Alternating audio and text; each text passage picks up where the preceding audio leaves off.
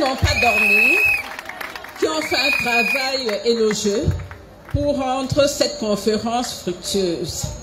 Je remercie également les papas qui sont avec nous, qui sont venus accompagner les dames et qui nous ont supportés.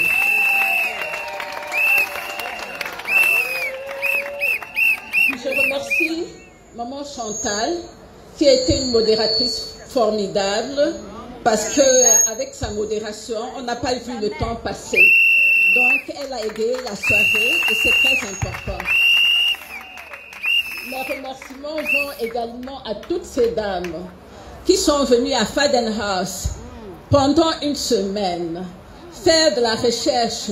On a analysé, on a étudié, on a synthétisé pour pouvoir vous donner toutes les informations nécessaires sur vos droits, sur vos rôles, sur vos devoirs dans la société congolaise.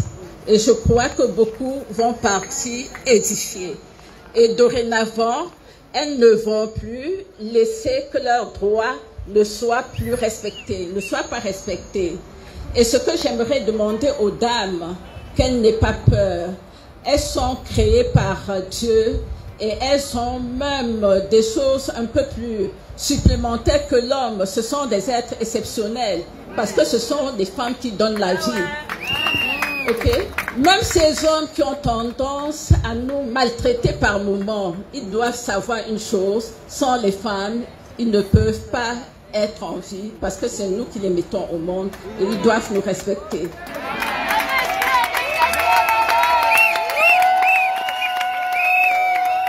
Je vais conclure en disant ceci. On a parlé beaucoup d'anti-valeurs et on constate que la société congolaise n'avance pas. Nous tournons en rond, rien n'avance.